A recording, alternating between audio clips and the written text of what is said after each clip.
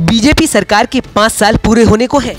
कुछ ही महीनों में विधानसभा के चुनावों की घोषणा भी हो जाएगी। बीजेपी सरकार ने पिछले चुनाव में अपना स्लोगन रखा था, सबका साथ सबका विकास, और उसी विकास की तलाश में आज TV30 इंडिया की टीम पहुंची उन्नाव जनपद में सफीपुर विधानसभा के शारदा नहर के पास स्थित टिकरा गांव में। जब TV30 इंडिया की टीम शारदा नहर के पास पहुंची और वहां पे मौजूद लोगों से गांव के अंदर जाने का रास्ता पूछने लगी, तो बताया गया कि आप अपनी गाड़ी यहीं खड़ी करके नहर के पुल को पार कर 1 से 1.5 किलोमीटर जब पैदल चलेंगे तो आपको गांव मिल जाएगा। बीजेपी ने एक स्लोगन दिया था, सबका साथ सबका विकास। आज हम उसी विकास को लेकर जानने के लिए पहुंचे हैं उन्नाव के टिकरा गांव में। आइए टिकरा गांव में अंदर चलते हैं और जानते हैं टिकरा गांव के ही वासियों से, निवासियों से कि क्या विकास हुआ है यहाँ पर और किस प्रकार की सरकार के द्वारा जितनी भी योजनाएं चलाई गई हैं वो यहाँ पे जो रह रहे हैं लोग उनको मिली हैं कि नहीं मिली हैं। हम अंदर चलेंगे गांव में और वहां के लोगों से बातचीत करेंगे, बातचीत करके जानने का प्रयास करेंगे पूरी तरह से कि क्या किस प्रकार की सुविधाएं सरकार के द्वारा जो चलाई गई हैं वो मिली हैं कि नहीं मिली हैं। जब हम आगे बढ़े तो देखा कि सच में गांव के अंदर जाने के लिए किसी प्रकार की कोई रास्ता ही नहीं है। सिर्फ नहर के द्वारा निकली हुई बालू के रास्ते हमें गांव के अंदर जाना पड़ा। गांव अंदर पहुंचते ही सबसे पहले हमें एक उच्च प्राथमिक विद्यालय मिला जिसमें बच्चे पढ़ाई कर रहे थे। हमने अपनी विकास की पड़ताल उस स्कूल में मौजूद बच्चों से ही करना शुरू कर दी। टिकरा गांव के हम इस समय आ चुके हैं उच्च प्राथमिक विद्यालय टिकरेश्वर में मौजूद है और यहाँ के बच्चों से पूछते हैं, जैसे कि गांव में बताया गया अभी कि एक स्कूल है और स्कूल में ही बच्चे पढ़ते हैं और उनकी जो समस्याएं हैं कि दूर से आते हैं बच्चे, किस प्रकार आते हैं और कैसे आते हैं वो उन्हीं बच्चों से ही जानेंगे और कुछ टीचर भी मौजूद रहेंगे, टीचरों से भी जानने का प्रयास करेंगे। उनकी जो समस्याएं हैं आवागमन की और शिक्षा को लेकर वो समस्याएं हम उन्हीं बच्चों से जानेंगे जो कि हमारे साथ बच्चों कुछ मौजूद हैं, हम उनसे ही जानने का प्रयास करते हैं। क्या नाम है बेटा आपका? किस क्लास में पढ़ती हैं आप? 8 में पढ़ती हैं। अच्छा ये बताइए आप किस गांव से आती हैं? दयालगढ़ी। यहाँ से कितने किलोमीटर है बेटा? 1.5 किलोमीटर है। कैसे आती हैं आप? अच्छा बारिश जब होती है तो कैसे आती हैं आप? सर बहुत रहता है तो उसमें तो आपका आना जाना बंद हो जाता होगा स्कूल में। तो पढ़ाई कैसे चलती है आपकी? सर आते हैं बचा के आती हैं। तो देखा ये बच्ची थी और इसने बोला कि जब बारिश हो जाती है, बारिश में उनका आवागमन स्कूल का बंद हो जाता है। हमारे साथ कुछ और भी बच्चे मौजूद हैं, हम उनसे जानने का प्रयास करते हैं और उनसे पूछते हैं कि वो कहाँ से आती हैं, किस क्लास में पढ़ती हैं। बेटा क्या नाम है आपका? कहाँ से आती हैं आप? दकौली से आती हैं। दकौली कितने किलोमीटर है? 3 किलोमीटर। तो कैसे आती हैं आप? लोग साइकिल से आते हैं, रास्ता बहुत खराब है, सांप वाप मिल जाते हैं, जंगल रास्ते में होता है, बहुत आने में दिक्कत बहुत होती है। अच्छा बारिश में भी आपको वही समस्या होती है? कैसे बारिश में कैसे आती हैं आप? बारिश में कीचड़ होता है तो आने में दिक्कत होती है, साइकिल चलाने में की दिक्कत होती है। अच्छा घर से गार्जियन वगैरह आपके पापा और मम्मी को छोड़ने आते हैं कि नहीं आते? हाँ आते हैं कभी कभी, हम लोग साइकिल से आ जाते हैं। अच्छा तो देखा ये बच्ची भी कह रही है कि हम 3 किलोमीटर दूर से आते हैं और उसको भी यही समस्या होती है कि कैसे वो स्कूल में आए और कैसे अपनी शिक्षा को जो है वो पूरा कर सके। हमारे पास कुछ और भी बच्चे हैं, छोटे बच्चे हैं, जिनसे जानने का प्रयास करते हैं कि उनको वो कहाँ से आते हैं और उनके सामने भी किस प्रकार की समस्या आती है। उनसे जानते हैं। बेटा क्या नाम है आपका? किस क्लास में पढ़ती हैं आप? अच्छा ये बताइए बेटा आप कहाँ से आती हैं? तो वो दकौली से ही आती हैं, 30 किलोमीटर दूर वो है ना। आप भी कैसे आती हैं आप?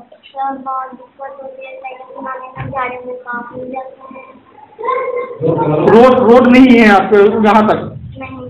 अच्छा तो ये जो मूलभूत समस्या है बच्चों की वो सिर्फ यही है कि रोड न होने से उनकी शिक्षा का भी काफी प्रभाव पड़ रहा है। और हमारे साथ टीचर भी मौजूद हैं, हम उनसे जानते हैं कि वो कैसे आते हैं और कहाँ से आते हैं। जी सर, क्या नाम है आपका? सर राकेश कुमार मिश्रा। अच्छा, ये बताइए कि आप इस स्कूल में किस पद पर हैं? मैं सहायक अध्यापक पद पर हूँ। अच्छा, कहाँ से आते हैं आप? सर मैं कानपुर जनपद से आता हूँ। तो कैसे कैसे आते हैं कानपुर जनपद से यहाँ तक? वहाँ तक तो अपने साधन से आते हैं सतीपुर तक। वहाँ पर हमारी बाइक खड़ी है और उस बाइक से मैं आता हूँ। और स्थिति ये हो जाती है बरसात में कि हमारी बाइक फिसल। एक बार तो हमारे साथ एक हमारे सहपाठी साथ वाले आ रहे थे, बाइक फिसल गए, उनका पैर टूट गया।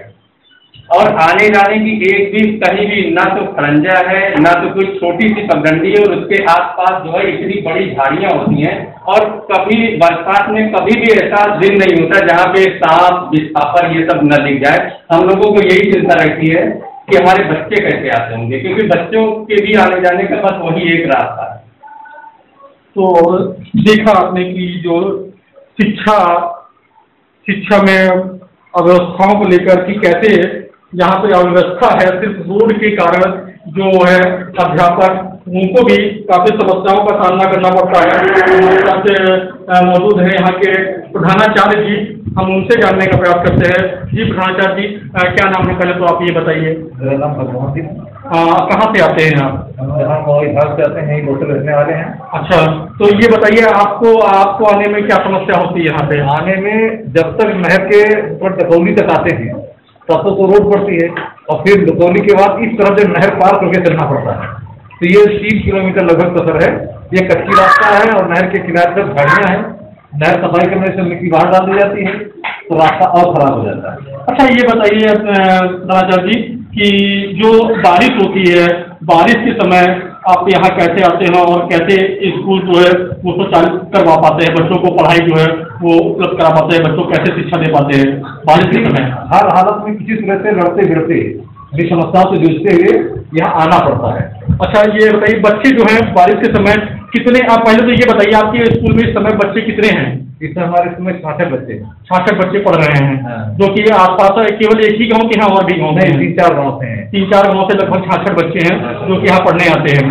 और उस बारिश के समय यहाँ पे बच्चे कितने आ पाते हैं और कितने बच्चे जो उपस्थित हो पाते हैं स्कूल में? अरे आधे 50% बच्चे आ पाते हैं, 50% बच्चे नहीं आ पाते। सिर्फ रीजन क्या रहता है नहाने का? रीजन रहता है बरसात, पानी भर जाना और कीचड़ हो जाता है, जिसकी वजह से साइकिल चल नहीं पाती और पैदल आने में भी झाड़ियाँ गिर जाती हैं रास्ते में। अच्छा, मतलब एक मेन समस्या यही है कि रोड ना हो पाना, और रोड के ना होने के कारण जो है बच्चे यहाँ पे उपस्थित नहीं हो पाते हैं। यही समस्या है। गांव में ज्यादातर किसान किसानी या खेती करते हैं। गांव में सड़क ना हो पाने के कारण अनाज को जनपद में मौजूद गल्ला मंडियों तक नहीं पहुंचा पाते हैं। किसानों को सिर्फ व्यापारियों का सहारा रहता है। कब व्यापारी उनके गांव आएंगे और उनसे अनाज खरीदेंगे? हमारे साथ टिकरा गांव के ही किसान हैं जो कि रमेश सिंह हैं। हम उनसे जानते हैं, उनसे पूछते हैं कि उनकी क्या समस्याएं हैं और उन्होंने अभी तक किन किन अधिकारियों को यहाँ की रोड और यहाँ की समस्याओं को लेकर एप्लीकेशन दी है और अभी तक किस प्रकार की कार्रवाई हुई है और विधायक ने क्या आश्वासन दिया है और किस प्रकार का आश्वासन दिया है। हम उनसे बात करते हैं और उनसे जानते हैं। ठीक है, रमेश जी, क्या करते हैं आप? हम बस कार्य करते हैं आप। अच्छा, ये बताइए रमेश जी कि आपने अभी तक अपनी समस्याओं को लेकर किससे किससे कहा है? विधायक जी से कहा और जिला पंचायत अध्यक्ष जी से कहा और जिला पंचायत मेंबर से कहा, लेकिन जब आते हैं इलेक्शन में आते हैं तब तो कहते हैं कि हमारे गांव में सड़क उतार देंगे और जीतने के बाद चले जाते हैं कोई। और दूसरे की बात क्या कहें, जो विधायक हैं हमारे क्षेत्र के विधायक हैं, उनसे कई बार एप्लीकेशन दी, रिक्वेस्ट किया, वो टाल देते हैं, कह देते हैं कि हमारे यहाँ पॉपुलेशन नहीं आया। हमारे यहाँ पॉपुलेशन नहीं है, आगे अजगवा गाँव है, दयालगढ़ी गाँव है, तीनों गाँव ज्वाइन कर दीजिए, सीधे सुखा के आके पुल से दकौली पुलिया तक जोड़ दीजिए। अच्छा, ये बताइए रमेश जी कि आप किसान हैं और किसानी को लेकर आप फसलें जो हैं उगाते हैं, उनको लेकर किन समस्याएं कौन सी समस्याएं आपके पास सामने आ रही हैं? बहुत दयनीय है। दयनीय ये है कि जब मैं व्यापारी के पास जाता हूँ तो कहता है पहले मैं वहाँ का माल उठाऊंगा जो आनलोड गाँव है, जब हमको ऑन रोड माल मिल रहा है तो वहाँ कीचड़ खाने में क्यों जाएं? वहाँ 20 बोरा लाद करके सुखा खेड़ा के पुल पे ले जाएं, पलटी करें, उसके बाद फिर लाद करके फिर ला दें, तब ले जाएं। इसमें हमारा खर्चा होता है। इसलिए अगर मान लिया हम 1600 में ले रहे हैं हर जगह, तुम्हारा हम 1500 में लेंगे, क्योंकि 100 रुपये हमारी मार्जिन लग रही है। और इसके अलावा आते कब हैं? जब सब जगह उनको पूरे भारतवर्ष में माल खींच जाता है। जब उनको कहीं माल नहीं मिलता तब आते हैं कि टिकरा में चलो भाई वहाँ भी मद्दा खरीद दिया जाए। अच्छा रमेश जी, एक चीज़ ये बताइए कि शिक्षा को लेकर यहाँ पे क्या व्यवस्थाएं हैं और बच्चे जो हैं यहाँ के कैसे अपना पढ़ाई करते हैं और कैसे शिक्षा की व्यवस्था ये है, यहाँ पर प्राइमरी स्कूल तो है नहीं, जूनियर हाई स्कूल है। तो जूनियर की शिक्षा कक्षा 6 से 8 तक है और बाकी प्राइमरी के लिए बच्चों को अजगवा, पुरीना और अन्य गांवों में जाना पड़ता है। वहाँ से गाड़ियाँ आती हैं, वो गाड़ियाँ आ नहीं पाती, जो रोड ही नहीं है। न रोड है, न दियालगढ़ी से टिकरा का गलियारा है, वो भी जाम पड़ा हुआ है। टिकरा से दियालगढ़ी के लिए गलियारा है, नक्शे में है, लेकिन प्रत्यक्ष में है ही नहीं। अच्छा रमेश जी, एक चीज़ ये बताइए कि अभी तक जो है आपने विधायक से कहा है और जो किसी अधिकारी से भी, डीएम से या एसडीएम से या और किसी भी अधिकारी से आपने इसकी बात की है, रोड के लिए बात कही है, अपनी समस्याओं को लेकर लिखित में कोई एप्लीकेशन वगैरह दी है क्या? हाँ, दी गई एप्लीकेशन कई दी गई। पहले बिजली के दी गई, बिजली लाइन हो गई, लेकिन स्कूल के लिए दी गई और पुल के लिए दी गई। मतलब पुल तो बड़ी चीज़ है, वो नहीं हो पाएगी, रोड दी जा सकती है। इसके अलावा तमाम एप्लीकेशनें दी गई, लेकिन कोई सुनवाई नहीं।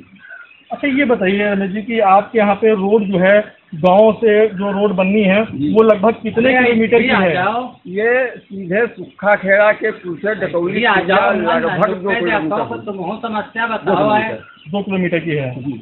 और ये बताइए कि सरकार के द्वारा योजनाएं चलाई जा रही हैं कि प्रधानमंत्री आवास योजना, वृद्धा पेंशन योजना और भी शौचालय योजना और भी कई योजनाएं हैं। उन योजनाओं का जो लाभ है आपके गांव वासियों को कितना मिला है? शौचालय का तो पूर्ण लाभ मिला है, लगभग 100% शौचालय बन गए हैं। इसके अलावा प्रधानमंत्री आवास योजना में 2, 4, 6 आवास आए हैं। और रह गया ये कि और कुछ योजनाएं जैसे हैं पेंशन योजना, उसमें कुछ लोग जो पात्र हैं उनको पेंशन मिल रही हैं और कुछ लोग पात्र हैं, बने हुए हैं, तो अभी हो जाएगा। अभी हो नहीं पाया सबका, सब लोगों लाभान्वित नहीं हो पा रहे हैं अभी, कुछ लोग लाभान्वित हुए हैं।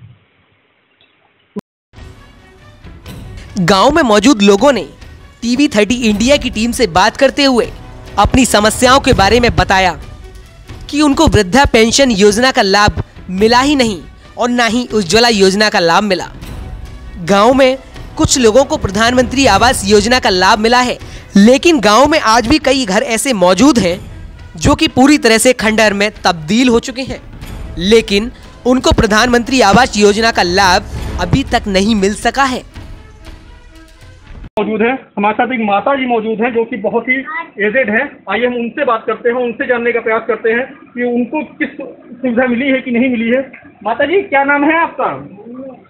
अच्छा ये बताइए माता जी कि आपको जो वृद्धा पेंशन योजना है उसका लाभ मिल रहा है कि नहीं मिल रहा है? अच्छा ये बताइए, जो प्रधानमंत्री आवास योजना चलाई गई थी उसका लाभ मिला है कि नहीं मिला है? हमारा परेशान है, लड़का तो उनका खाए भरे के नहीं कोनो गल्ला पैदा हो रहा है, कहाँ मिलत? कुछ नहीं मिलत। अच्छा हाँ, और ये बताइए जो शौचालय वगैरह है वो शौचालय मिले कि नहीं मिले आपको?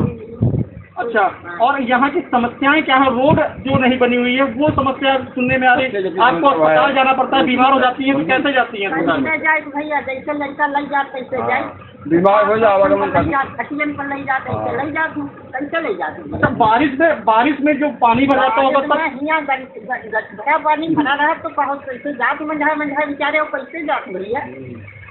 आप किसी भी विधायक ने किसी भी कोई सुनवाई नहीं होती है। देखिए माता जी ने भी बताया ये चीज़ कि सरकार के द्वारा जो योजनाएं चलाई जा रही हैं उनका लाभ यहाँ के लोगों को नहीं मिल रहा है। हमारे साथ और भी लोग हैं, हम उनसे जानते हैं, उनसे पूछते हैं किस प्रकार की योजना उनको अभी तक किस प्रकार की योजना का लाभ मिला है उनको कि नहीं मिला है। चाचा क्या नाम है आपका? नाम वीरेंद्र है। अच्छा ये बताइए कि आप क्या करते हैं? हम एक खेती से करते हैं। खेती करते हैं। अच्छा खेती करते हैं तो यहाँ पे रोड नहीं है। हाँ। तो जो आपको राशन वो जो जो खेती में उगता होगा वो फसल कैसे आप बेचने के लिए जाते हैं? फसल का सही रेट नहीं मिल पा रहा है हम लोगों को। किस व्यापारी आते हैं उसका बहुत डाउन रेट करके लेते हैं।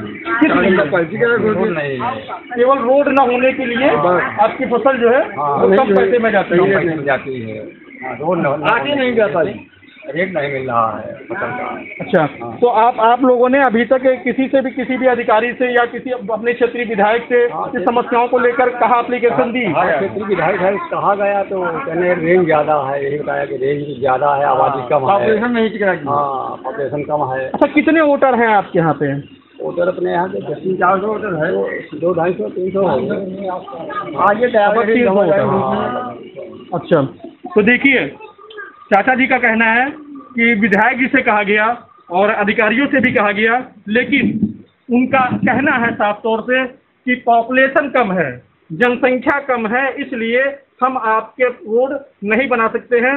जिससे अभी चाचा ने एक बात और भी कही कि किसान है वो, और फसल जो उगती है उसका रेट कम मिलता है। मतलब किसानों के लिए सरकार अच्छी से अच्छी मुहिम चला रही है, वहीं यहाँ के जो किसान हैं उनको नुकसान का सामना करना पड़ रहा है सिर्फ एक रोड न होने की वजह से।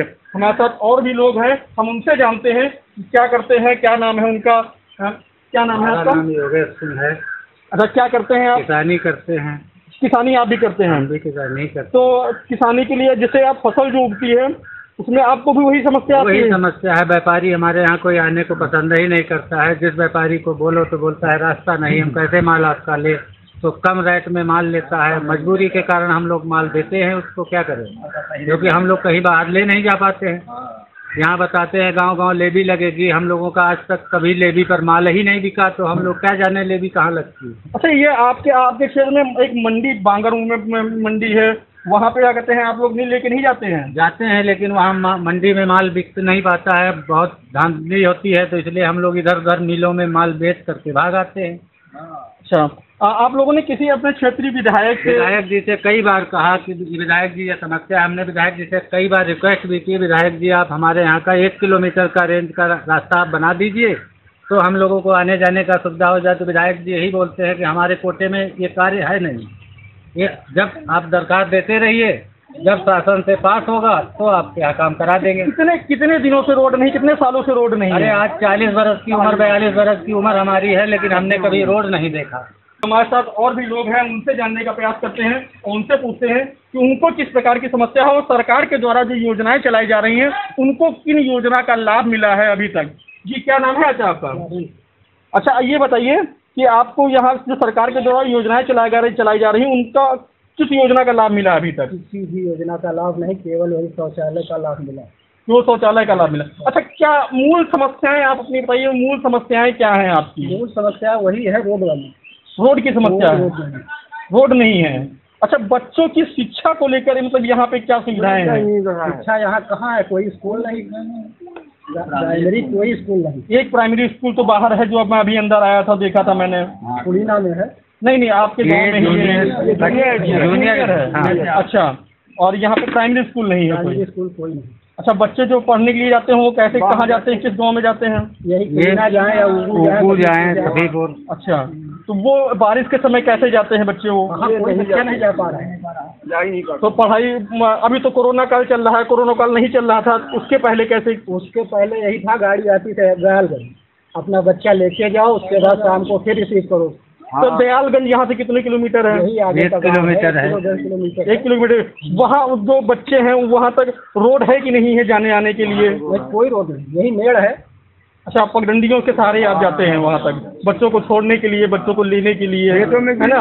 अगर रोड बन जाए तो यहाँ पे बच्चे स्कूल गाड़ी आएगी, और उसके बाद बच्चों की भी शिक्षा का स्तर हो सकता है ना? देखिए, चाचा जी ने भी ये साफ साफ बात कही कि अगर रोड बन जाए तो बच्चों की शिक्षा को लेकर भी यहाँ पर अच्छी सुविधाएं हो सकती हैं। गांव के लोगों ने अपने क्षेत्रीय विधायक और आला अधिकारियों से कई बार उस सड़क के बारे में प्रार्थना पत्र देकर हाथ जोड़कर गुहार भी लगाई है, लेकिन ग्रामीणों की बात को आज तक किसी ने नहीं सुना। लोगों को सिर्फ झूठा आश्वासन देने का काम किया। जब क्षेत्रीय लोगों की समस्याओं की हकीकत जानने हम क्षेत्रीय विधायक के पास पहुंचे तो उन्होंने क्या कहा, आप भी सुन लीजिए। ऐसे जो है रह गए हैं अभी गांव जिसमें विकास कार्य नहीं हुआ है, उसके लिए आपका क्या प्लान है? हमें जहाँ तक संज्ञान है कि एक गांव अभी हम गए थे जिसका नाम है टिकरा और सुखा खेड़ा, दो गांव नहर के उस पार पड़ते हैं। लेकिन मैं आपको बताना चाहता हूँ कि उस गांव के लिए भी सड़क मैंने विधानसभा में इसको उठाने का काम किया था, याचिका मैंने दी थी।